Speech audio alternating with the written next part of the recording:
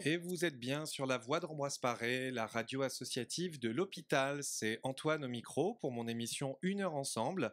Et aujourd'hui, nous allons parler de jeux vidéo et plus précisément de l'histoire des jeux vidéo. On va remonter le temps dans les années 70-80, au début des jeux portatifs, des jeux électroniques LCD. Et pour parler de ce sujet, j'ai le plaisir d'accueillir l'association Nemco Show qui est venue en famille. Bonjour à vous. Bonjour. Bonjour. Eh bien, tout d'abord, je vais vous laisser vous présenter. Eh bien, Allez. Hervé, Et Guillaume. voilà, père et fils. Hein. Père et fils. Et Voilà. on a aussi Ah ben on a la présidente. On a la présidente qui la nous surveille. Hein, voilà, la maman. Ah, faut et- pas qu'on dise de et la bêtises. fille. Voilà, exactement. Donc, Voilà. je vous laisse tout d'abord présenter l'association, puisque Nemco Show, c'est une association familiale qui Ouais, fait de absolument. la sauvegarde du patrimoine vidéoludique. Absolument. Hein, je vais vous laisser expliquer aux auditeurs en quoi consiste l'association. Ben, l'association en fait sauvegarde déjà en priorité le patrimoine du jeu vidéo et surtout le partage. Voilà. Le partage sur différents événements, dans différents salons dédiés aux jeux vidéo, mais aussi dans des endroits comme des médiathèques, ou des bibliothèques, voilà, ou des salons pour des mairies, un peu partout en France, et même en Europe, puisque cet été on était en Suisse pendant 3 Ouais, mois. c'était la première fois qu'on quittait la France pour Absolument. exposer avec notre collection, donc Voilà. c'était assez impressionnant, quoi. Ouais, et c'était d'ailleurs la première exposition en Suisse romande sur le thème du jeu vidéo. Ça a duré 3 mois, dans une très grosse médiathèque. 4 mois, 4 oh. mois quasiment, oui. Oui, Attention. il y a le mois de préparation, c'est vrai. Et on a pu retracer toute l'histoire du jeu vidéo en jouable évidemment et en vitrine aussi. Et bien sûr, pour suivre votre actualité, on invite les gens à aller voir après sur le Facebook, le Twitter de Ah, il y a tout, l'association hein, il y a Nemco tout. Show. Il y a la page Facebook, le Twitter, l'Instagram. Ça c'est le sujet. Et du coup, il y a la chaîne YouTube où on réalise différents vlogs et différents vidéos, voilà, pour parler de l'association et de ses avancées, quoi. Oui, absolument, oui. Mais et cette association finalement elle part d'une collection au départ. Et alors justement, les débuts de l'association, on en parlait tout à l'heure, alors réexplique-nous comment tu as débuté, puisque pour rappel, tu as qu'une vingtaine d'années. Bah, j'ai 23 ans. Voilà, donc on se dit, pourquoi un jeune de 23 ans Et je collectionne va des vieux collectionner trucs. des jeux vidéo des années 70-80, puisque c'est plutôt la jeunesse de ton père que la tienne, Bah, finalement. Bah oui. Bah oui, parce que ça vient de lui, quoi. C'est de sa faute, quoi. Ah d'accord. Parce qu'en fait, bah oui, il faut que ça commence par quelque chose, et heureusement que ça vient par toi.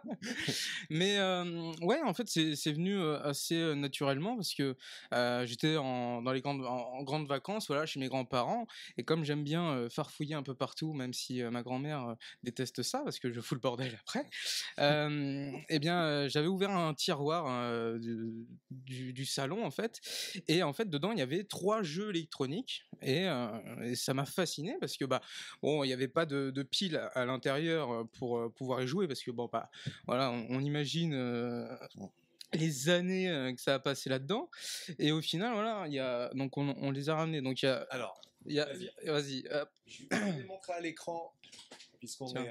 voilà, alors si vous voyez le petit jeu ici, Oui. voilà, parce qu'on n'est pas venu les mains vides, hein. Non.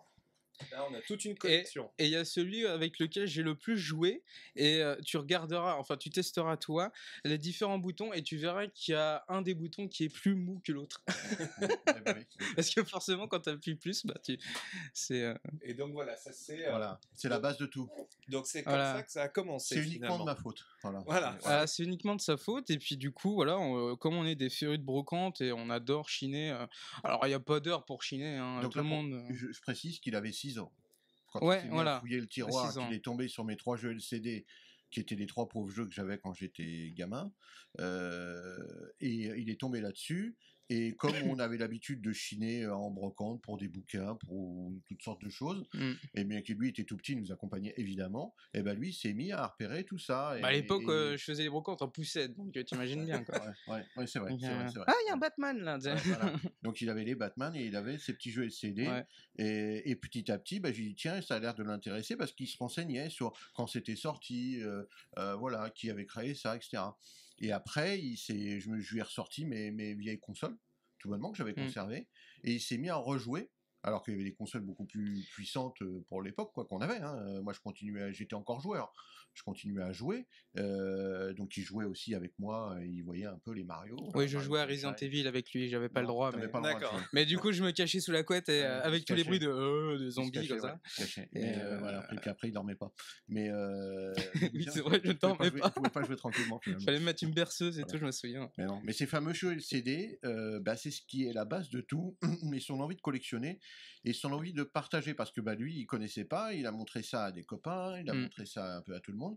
Et puis quand la collection est devenue tellement grande, puisque ça couvrait absolument tous les murs de sa chambre. Ensuite, ça bloquait tout le garage. Je faisais le papier peint de ma chambre, c'était des boîtes empilées avec de la pâte à fixe derrière pour que ça colle. D'accord. Donc, je faisais du Tetris de mes murs, quoi. Ah. Et c'était très rigolo parce que du coup, j'ai encore des photos et ça me rappelle des souvenirs. Photos de l'époque, ouais. Bon, maintenant, je fais pas ça parce que du coup, c'est pas bon pour la préservation, quoi. Ou alors, il faudrait une très, très, très, très grosse chambre. Oui, parce que j'ai un peu idée de la taille de votre collection puisqu'on se connaît depuis quelques temps. Ah bah là on arrive aux 10 000 pièces. Voilà, 10 000 pièces, voilà. Il faut une grande chambre. Hein. Ah oui, très grande. Ouais. Mais ça suffit pas parce que là on a déménagé en province et on a une pièce de 70 mètres carrés et c'est plein déjà. Donc voilà, c'est un peu compliqué. D'ailleurs, c'est une erreur de la compter en mètres carrés, on devrait la compter en mètres cubes. Ouais. Oui, oui. Parce qu'évidemment, heureusement, c'est très haut en plafond, donc ça permet de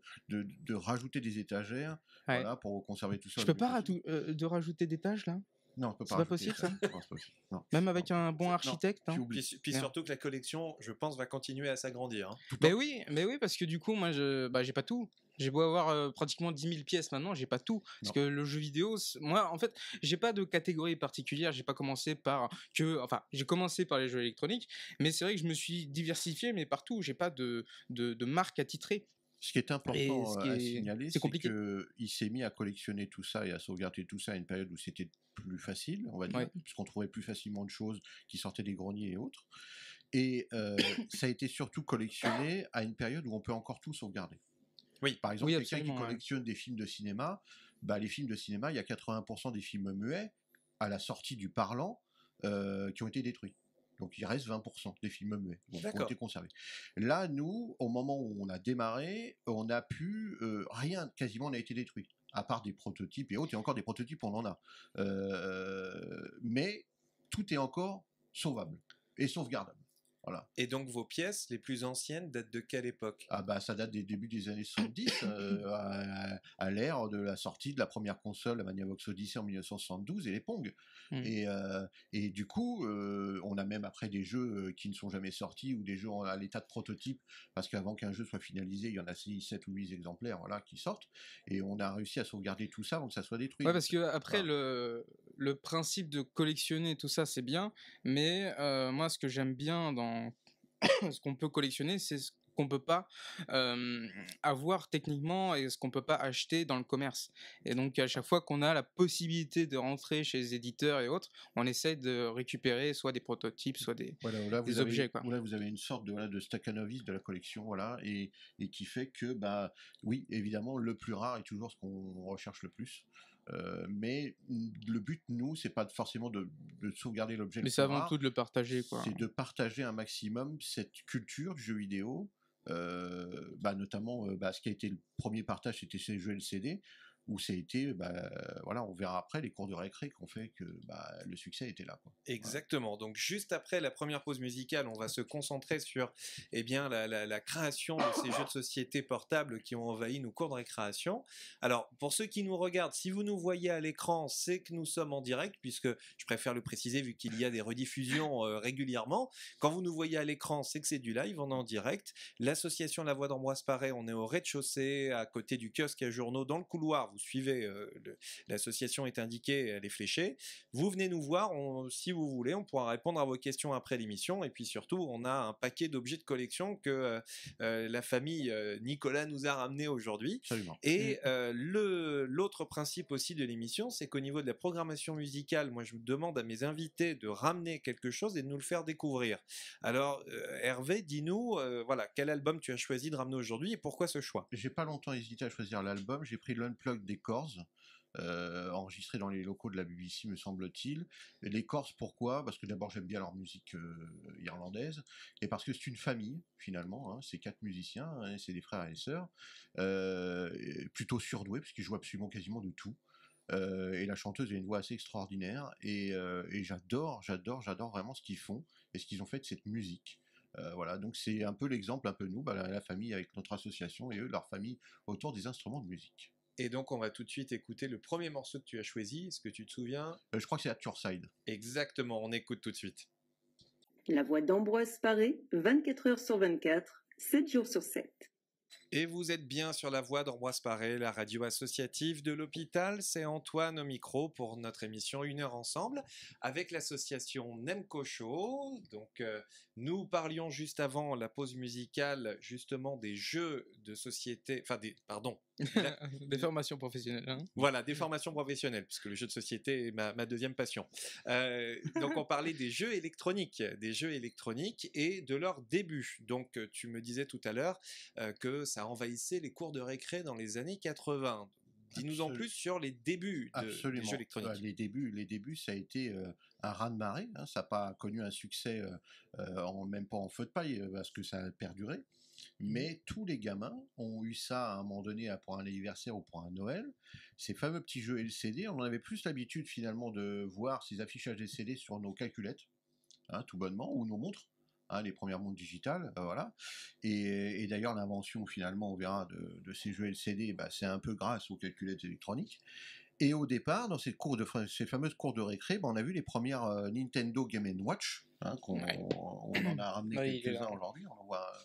On en voit un posé sur la baffe. Il ne faudra pas qu'il reste d'ailleurs dessus. Mais... Je vais le montrer à la caméra. Voilà, c'était pour... Voilà, on va le montrer. En plus, ça, c'est un Mario. Ça, c'est double écran, ça. C'est Mario double écran.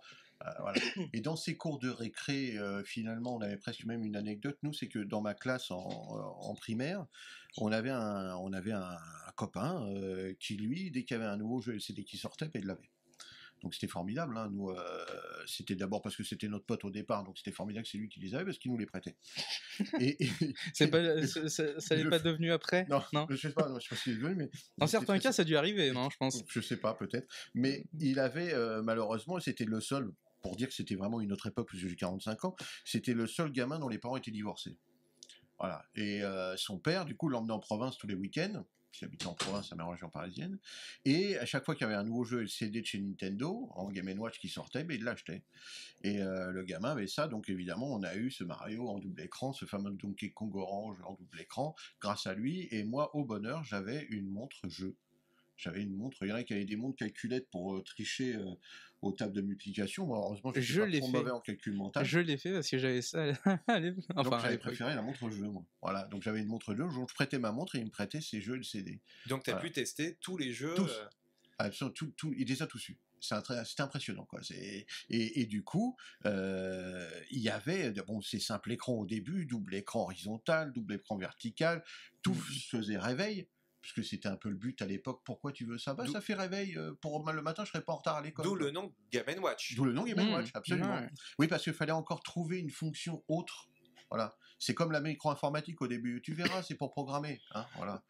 C'était c'était pour pirater des jeux et puis se les passer entre les potes. Pas que ça. Heureusement, non. Non, si aussi, évidemment, puisque la base était cassée ou disquette. Oui, bien sûr. Mais là, les jeux LCD, c'était vraiment... C'était des cartes Pokémon et le renouveau des billes, quoi. Voilà, ça a été le même succès, quoi. Ça a été une avalanche, un raz-de-marée. Tout le monde en a eu un. Et même ceux qui sont pas spécialement joueurs de jeux vidéo, à un moment donné, oui, ce petit jeu LCD électronique, ils ont eu, qui est peut-être mort sur la plage arrière d'une voiture un été. Ah oui.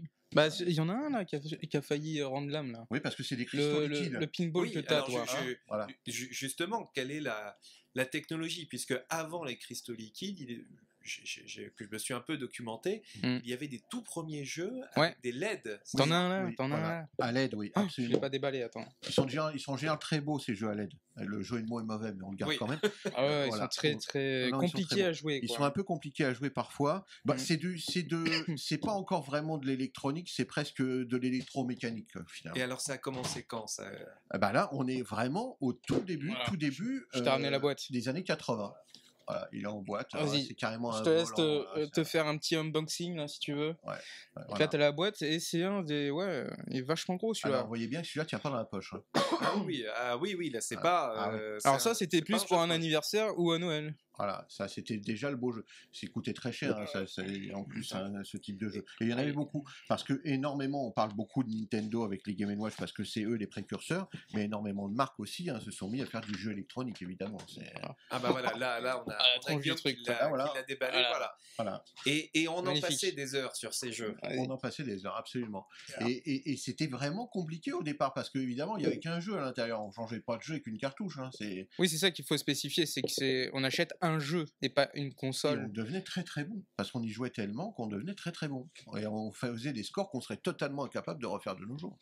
Totalement incapable. Et tu nous parlais des Game & Watch, et justement, tu me disais tout à l'heure que tu avais une anecdote sur le créateur de Game & Watch, de comment lui était venue l'idée. Déjà, le créateur des Game & Watch, c'est Monsieur Gunpei Yokoi, japonais, qui est surnommé Monsieur Jouet au Japon. Voilà.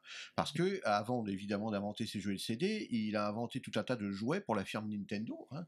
Nintendo, qui est au départ une firme qui faisait des cartes à jouer, les Anafunda au Japon, et qui faisait énormément de jouets pour enfants. Et il prenait le train à grande vitesse, le fameux Shinkansen au Japon à l'époque, et il voit un monsieur en train de s'amuser, un type, un costard-cravate, hein, qui rentrait de son travail, et qui avait sa calculette Sharp en main, et qui s'amusait comme ça en appuyant sur les touches, à afficher différentes choses. Voilà. Et il s'est dit, bah, puisque ça affiche des chiffres, pourquoi ça n'afficherait pas autre chose que des chiffres, un petit bonhomme, un truc à éviter. Voilà. Et il a l'idée de ces jeux LCD, il prend contact avec Sharp, et Sharp lui dit, mais c'est totalement impossible, hein, nous on affiche des chiffres sur cet écran, on peut pas faire grand chose de plus, on est limité en nombre de chiffres. Il dit, bah, est-ce que vous pouvez me confier un écran, éventuellement? Et lui invente ça, et il va même conseiller et dire à Sharp comment il faut faire pour afficher tel ou tel personnage à l'écran, et Sharp va déposer d'ailleurs une licence à l'époque, et c'est pour ça que tous les Game & Watch Nintendo, bah, si malheureusement on les ouvrait pour faire temps, on verrait bien que l'écran LCD est un écran Sharp.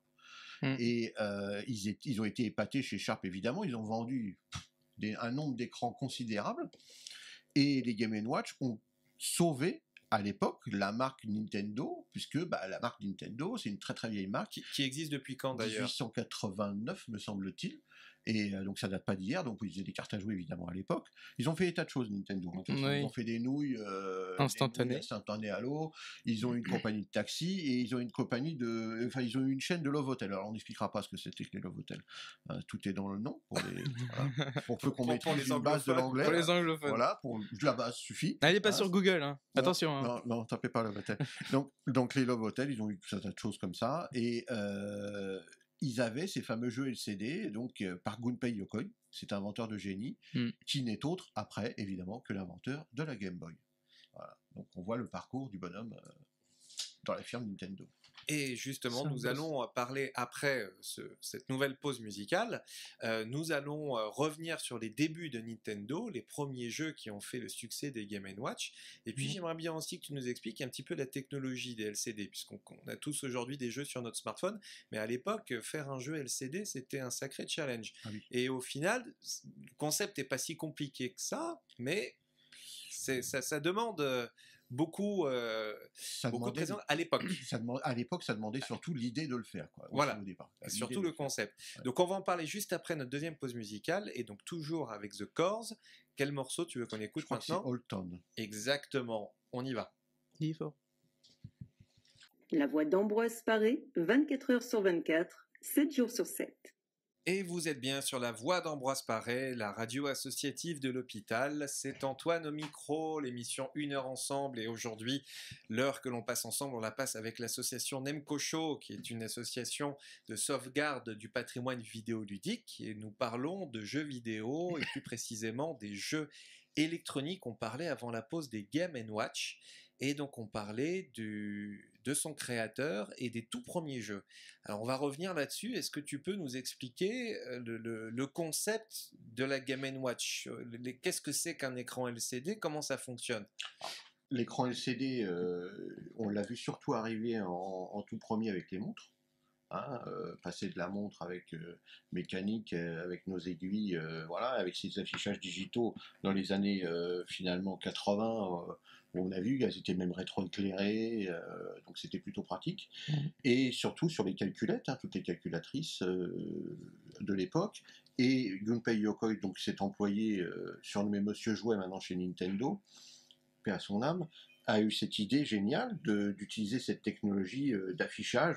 Ça n'affichait que des chiffres au départ. C'est un écran tout bête, c'est des cristaux liquides, ça n'affiche que des chiffres, mais si ça peut afficher la forme d'un chiffre, ça peut afficher absolument n'importe quelle forme.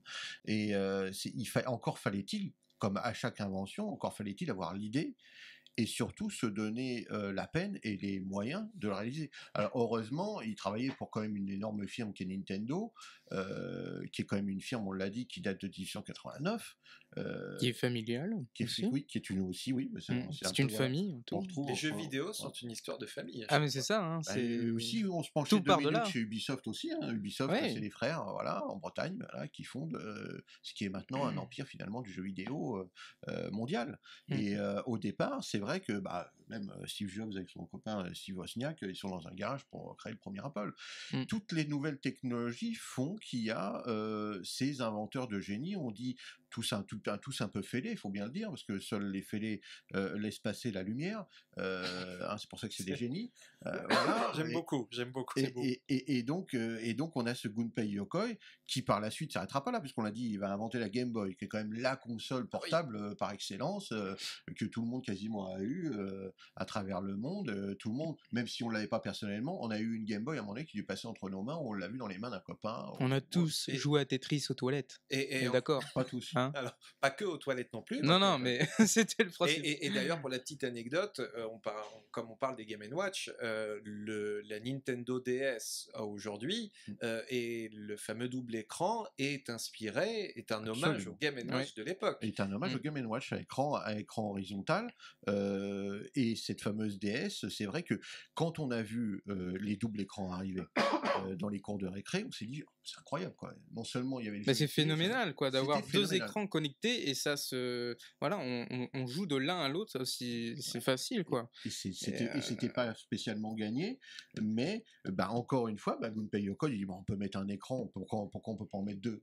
Parce que au final, le principe de l'écran de LCD, c'est qu'il y a des dessins, si j'ai bien compris, qui sont déjà pré-imprimés avec toutes les positions du personnage ou de l'objet, de la boucle de feu, des petits barils dans Donkey Kong, etc.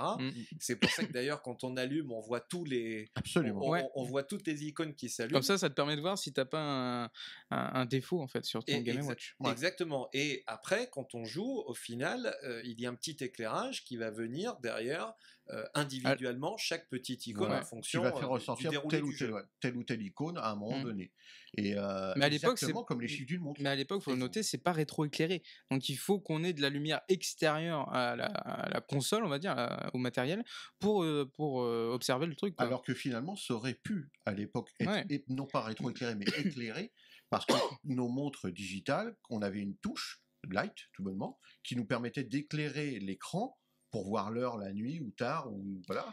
Et là on aurait pu le faire en laissant avec une touche en éclairage permanent. Le problème c'est que ça aurait vidé les piles à une vitesse. Et puis c'est des piles boutons, c'est des petites piles toutes petites. Attends, j'en ai là. Ah oui, mais bon on les verra pas très bien. Qui coûtait assez cher. Ça coûtait cher. Fallait les acheter dans la bijouterie. Donc, exactement. Bonjour, je voudrais des piles boutons. C'est pourquoi monsieur? C'est pour jouer à des jeux vidéo. Ça c'est ce qui lui est arrivé. Moi c'est ce qui m'est arrivé quoi. Ah bah oui. Plus personne n'a acheté ça en pile bouton. Et je crois, c'était combien? On n'avait pas acheté genre 20 balles les deux piles. C'était quelque chose comme 15 euros les 12 euros, ouais, c'est ça, ouais.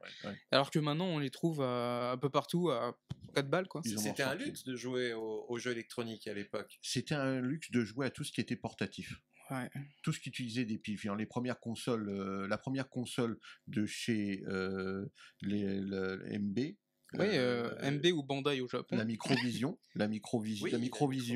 La première console portable était de 1978, je dis pas de bêtises.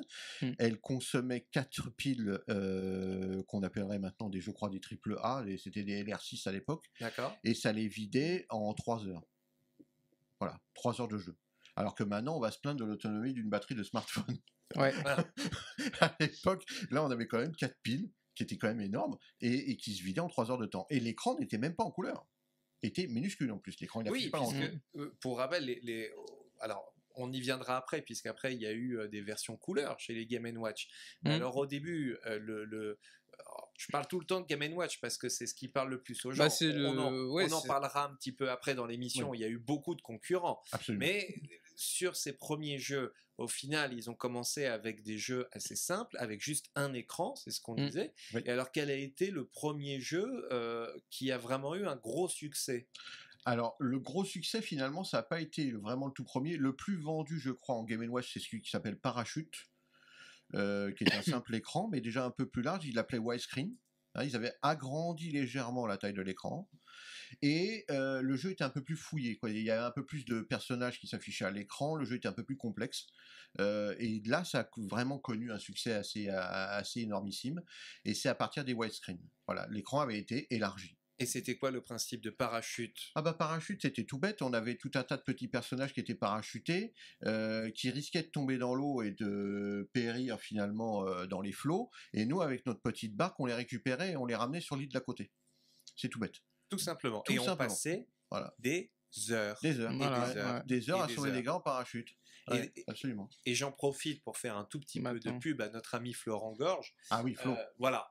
Ici, si vous voyez, ça s'appelle l'histoire de Nintendo. Là, c'est le Absolument. volume 2 qui parle justement de l'histoire des Game Watch. Mm. Et il y a le volume 1 qui parle de l'histoire de Nintendo, ce que tu disais tout à l'heure, Oui. qui Un était peu plus global. voilà, Mm. qui était faisait des jeux de cartes entre autres. Hein, si j'ai bien compris, il y a d'autres activités. Ah oui, aussi. Et d'autres. Voilà. Et d'autres choses. Et donc, il parle de ça. Donc, l'histoire de Nintendo, petit aparté. Si vous voulez retrouver des articles complets sur tous les jeux Nintendo Game Watch, il vient juste de ressortir en plus. Oui. Parce qu'il Oui. était tellement de succès, ce bouquin, qu'il était en rupture de stock, il vient de Et j'ai ressortir. une anecdote personnelle en plus sur ce bouquin, c'est que Florent Gorge m'a offert ce livre à l'époque, et il m'a offert ce livre juste avant justement une opération qui était programmée, je devais me faire opérer du dos, et j'ai lu entièrement ce bouquin justement pendant mon séjour à l'hôpital. Alors, c'est incroyable que tu me Voilà, dises ça, parce que ce livre-là, moi, je l'ai lu, je me le suis offert avant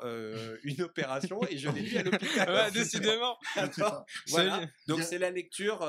C'est vous qui nous écoutez, eh bien procurez-vous ce livre. Apparemment, il a beaucoup de succès quand on est Mais à je sais pas, l'hôpital. ça se Même lit si on très vous bien, souhaite de et- repartir très très vite hein, de l'hôpital. Ah, hein, c'est le but. surtout, voilà, repartez très vite en pleine Oui. forme chez vous. C'est le centre de Mais- réparation l'hôpital. Ça. Voilà, Le mais but, en c'est de reprendre attendant, la vous route. pouvez lire des bouquins, et entre autres ce livre-là.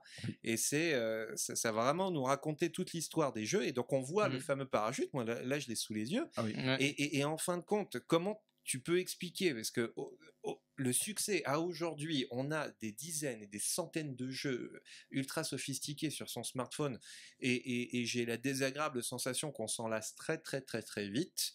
C'est vrai. Alors qu'à l'époque, moi j'ai souvenir que ces jeux-là, c'était ultra simple, c'était très figé, parce qu'il n'y avait qu'un seul Mais jeu. c'est ça qui Et est on y beau avec le jeu passait vidéo. Des heures et des Parce que heures. pour l'époque, pour les C'est- années 80, c'était pas simple, c'était de la haute technologie, et ça nous apparaissait comme quelque chose. Moi, j'ai connu quand ils sont arrivés, vu mon âge, et on a eu un truc en main qui était juste bluffant.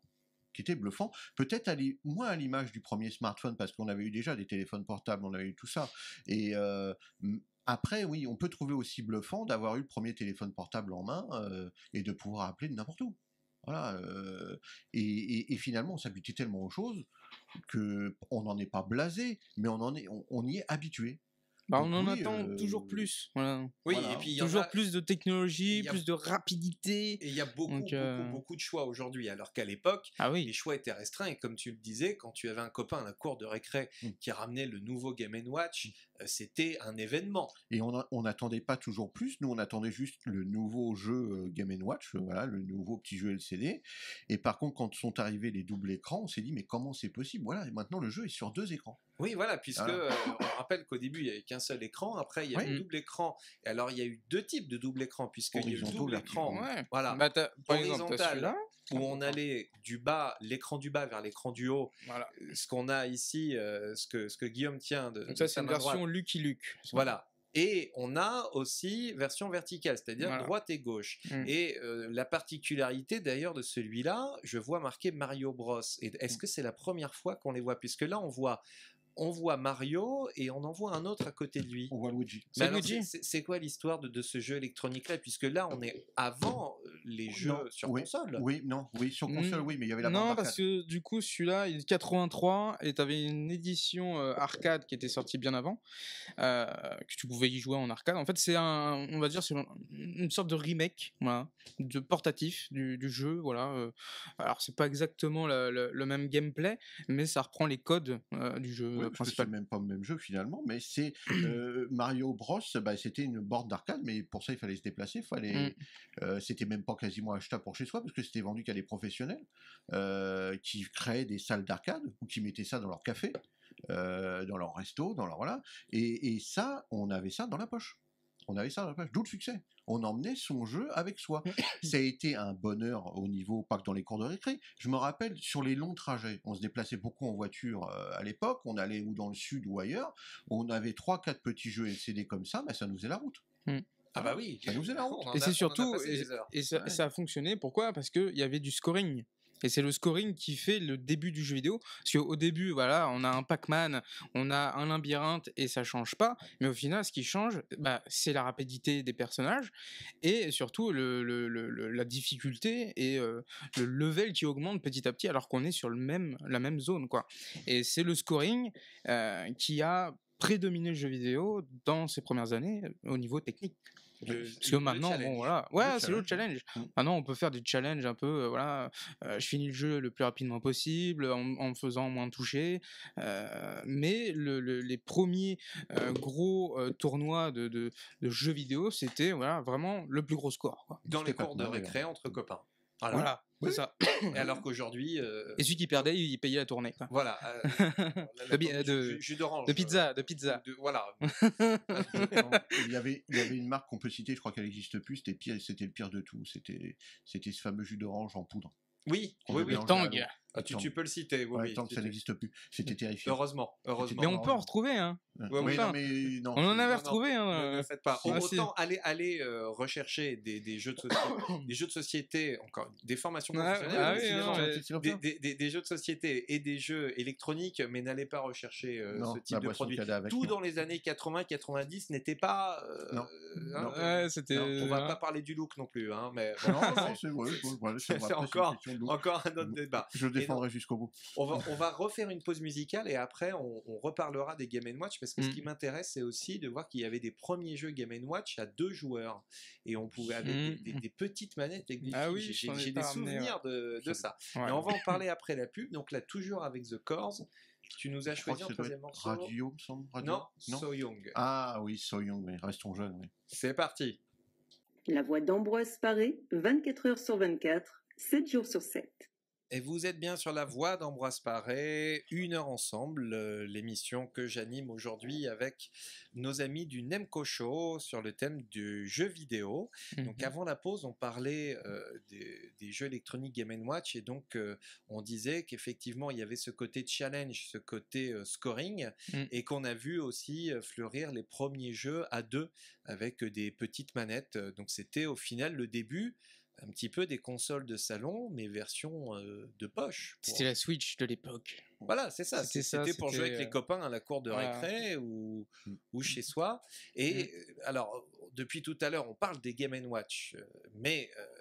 il y en a plein d'autres. Il y en a plein d'autres. Oui, parce que le Game & Watch, c'était la base. Il y en a plein. D'ailleurs, Game & Watch, on dit Game & Watch même pour quasiment les autres marques, parce que c'était un peu comme réfrigérateur et frigidaire, hein, c'est-à-dire ça devient une marque. Ou un Kleenex pour un mouchoir en papier. Voilà, c'est ça. Ouais, voilà. Et donc, finalement, ces jeux LCD ont été déclinés par énormément de marques.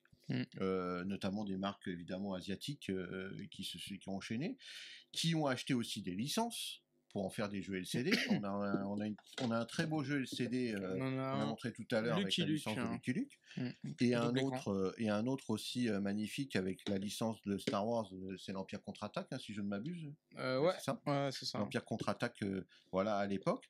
qui a les eu vrais Star Wars. Hein. qui a Avec eu- la oui, boîte. oui, oui. J'ai ramené la Pas ceux boîte. d'aujourd'hui. Hein. Bon, ça, Ah, c'est Ouh, un autre débat. non, il mais- faut pas en Non, parler. ouais, faut pas en parler. On ça en a flash parlé, après. on en a Ça parlé flash. tout à l'heure, mais. Non, ça flash après. Non, ça flash. En plus, on peut pas, on est en direct et tout. Et donc, non.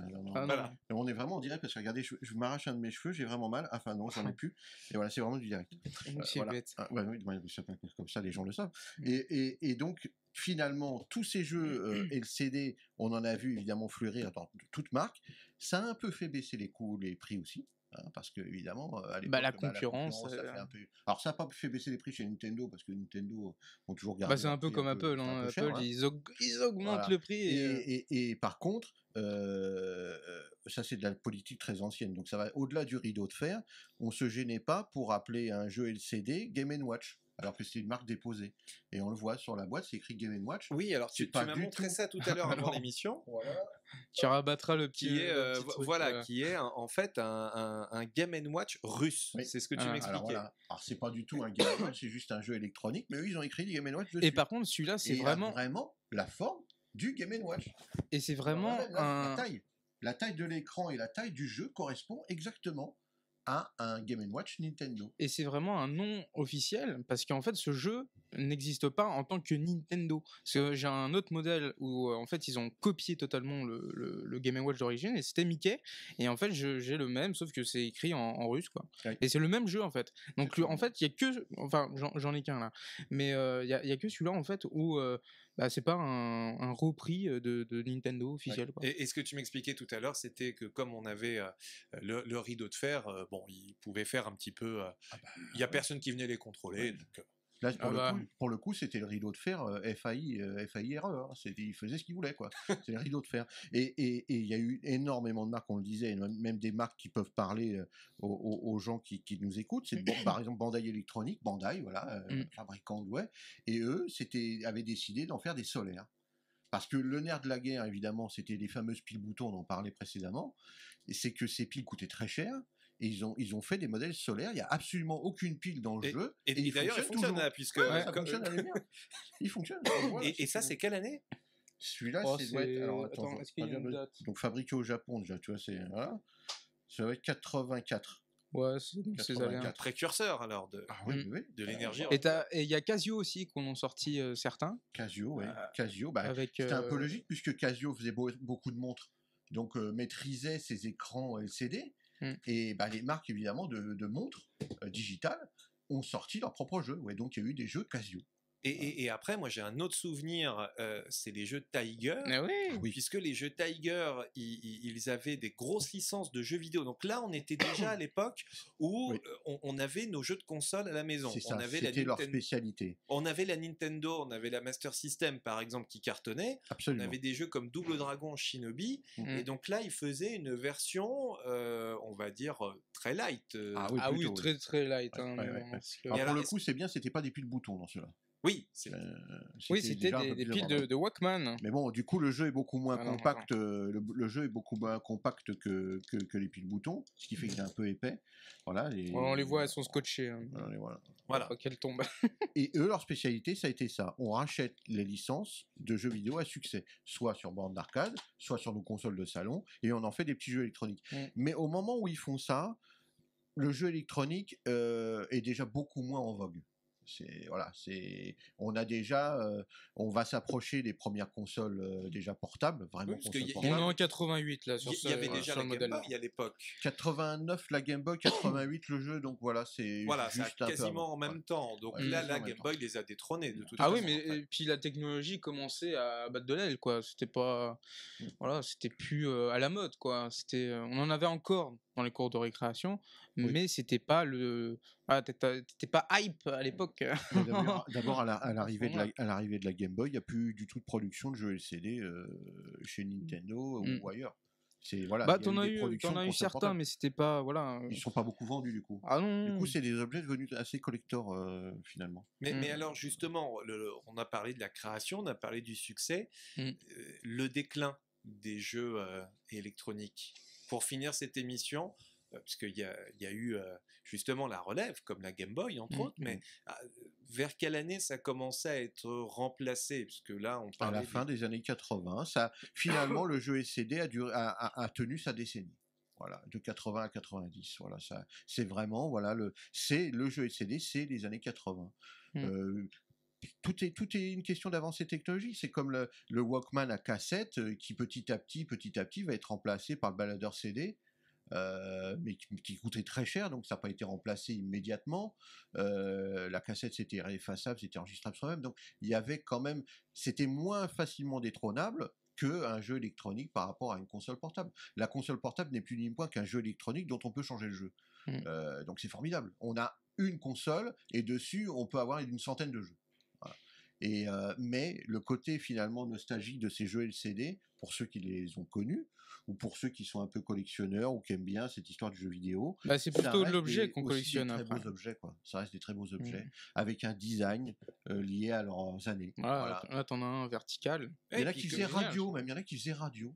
Ouais. c'est-à-dire, On avait, avant, on avait son espèce de petite radio portable qu'on a bien connue dans les années, nos parents connaissaient ça dans les années 60 où on emmenait son transistor. Voilà. Et ben là, son jeu LCD faisait radio, tout bonnement. Donc on pouvait même brancher un casque dessus, comme un casque de Walkman ou voilà, un casque de baladeur. Les casques Donc étaient c'était très petits à l'époque, le plus bizarrement. petit jack en fait. Ouais, Donc voilà. tu mettais Petit direct jack. dedans. Et finalement, on a essayé de décliner et de peut-être pour faire redorer un peu le blason des jeux LCD qui étaient en perte de vitesse, bah dire voilà, celui-là fait radio. Celui-là fait radio, capter la FM avec quoi. Donc c'était pas mal, c'était pas mal. Ça permettait dans le train, voilà, éventuellement de choper quelques radios au passage et de faire des pauses dans son jeu finalement et d'écouter de la musique. Voilà. et alors, aujourd'hui, on a vu que fin des années 80, il y a la Game Boy qui est arrivée. Le principe, c'est qu'on était sur des jeux qui, là, on avait des pixels, donc on pouvait afficher ce qu'on voulait. Parce que la grosse différence, c'est que sur le LCD, c'était figé. Donc on n'avait que des actions très limitées. On a des consoles qui sont arrivées portables où là, les décors étaient Ah bah ça changeait à modifiables chaque fois l'infini. parce que c'était en fonction du jeu. Donc chaque décor était propre à la cartouche, alors que là c'était au jeu électronique, bah t'avais un jeu et c'était tout. Et les pixels finalement, les pixels c'est quoi? C'est un tout petit carré qui, quand on les additionne ou on les met sur cette forme, crée une autre forme. C'est tout bête. Hein, et donc évidemment, pour les développeurs et les créateurs de jeux vidéo, voilà, on a une création quasi infinie. On affiche absolument ce qu'on veut. Alors on est limité en nombre de pixels à afficher, c'est évident. Hein, plus l'avancée technologique a fait que plus les consoles étaient puissantes, plus on affichait de pixels. Voilà. Mais sur une console de Game Boy, une Game Boy au départ, c'est une avancée technologique considérable. Et du coup, une création qui suit cette avancée technologique. Et là, du coup, on a des jeux qui sont extraordinaires. Quoi. Et là, oui, pour le coup, on passe des heures dessus, ça c'est sûr. Et qu'est-ce qui, pour toi, a remplacé les jeux LCD qu'on avait à l'époque dans la cour de récré?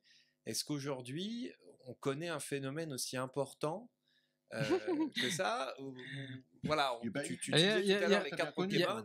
Il y a un seul truc, t'as les billes qui sont indémodables, voilà. Maintenant, bon, c'est un peu plus risqué hein, dans les écoles, mais t'as les cartes Pokémon qu'on fait un tabac monumental. Et moi, j'ai bien connu. Hein, j'ai collectionné aussi les Pokémon. Ça, j'ai connu aussi. Moi, je les achetais. Oui, voilà, c'est toi, tu les collectionnais et voilà. toi, tu les payais. Voilà. Voilà, c'était un peu la même chose que là avec les jeux vidéo. C'est que voilà. On ressent ce que ressentent les générations précédentes finalement. Voilà, c'est-à-dire quand eux ils m'achetaient des piles et puis que là moi j'achetais des cartes Pokémon. Voilà. Et après on peut dire allez, si tu repars sur la même période, maintenant c'est le smartphone quoi. Tous les gamins ont un téléphone sur eux et tout le monde peut jouer à Candy Crush, à Angry Bird sur son téléphone, même à Pokémon Go. Voilà, et d'ailleurs, il y a des compilations de jeux Game & Watch qu'on va retrouver. Il suffit d'aller sur un moteur de recherche, regardez, vous avez quelques sites qui reprennent les jeux Game & Watch, on peut les jouer. Et c'est très bien fait. À l'écran et c'est très bien fait. C'est très bien fait. D'ailleurs, pour ceux qui s'ennuient au travail, ça nous est tous arrivé à un moment donné. Oui. Et dans notre association, on dit toujours, il n'y a pas vraiment de rétro gaming, parce qu'il y a un terme qui s'est fait comme ça, rétro gaming, qui n'est pas du tout un terme anglo-saxon. Là-bas, on dit classique video game, classique gaming. Et pour moi, un jeu vidéo, s'il est très bon au départ, même très ancien, reste un bon jeu vidéo, au même titre qu'un vieux film de cinéma, même en noir et blanc, même sans trucage. Du moment que c'est un bon film, ça reste un très bon film à voir. Et on ne fait jamais de rétro-cinéma. Et c'est une excellente conclusion. Alors là, une excellente conclusion pour l'émission. Alors justement, pour clôturer cette émission, je vais juste vous laisser rappeler où est-ce qu'on peut vous suivre sur les réseaux sociaux. Ah bah surtout sur la page Facebook de l'asso Nemco Show, le Twitter, l'Instagram, et il y a la chaîne YouTube où on partage un peu plus en vidéo nos aventures vidéoludiques. Et le site nemcoshow.fr. Et le site, ouais, voilà, on réunit tout au même endroit et puis on s'amuse. Et j'espère que vous qui nous écoutez, vous allez ressortir très vite en pleine forme de l'hôpital et que vous aurez l'occasion d'aller rencontrer l'association Nemco Show lors de leurs différents événements. Comme je disais tout à l'heure, on a la chance de se connaître depuis quelques années, d'avoir collaboré ensemble sur des salons, entre autres. Et voilà, ce sont des grands passionnés. Leurs animations sont excellentes. On va retrouver les jeux électroniques dont on a parlé tout à l'heure, mais on va aussi retrouver plein de j'allais me fâcher avec toi en disant plein de rétro gaming, mais plein de non, pas de les consoles, plein tu peux en de parler, gaming, mais bon. plein de gaming. Voilà, donc je vous invite à aller visiter leur site internet, à les contacter, à suivre leur Facebook et aller les voir. Et puis, je suis sûr qu'on fera d'autres émissions puisqu'on a plein de choses à évoquer. On n'a pas fini, là, c'est... On a loin d'avoir fini. C'est vrai. Merci encore, merci aux auditeurs de nous avoir suivis. Merci et encore beaucoup. une fois, nous vous souhaitons un très bon rétablissement et un très bon retour chez vous. Et je vous laisse en vous remettant sur le flux musical de la chaîne La Voix d'Ambroise Paré.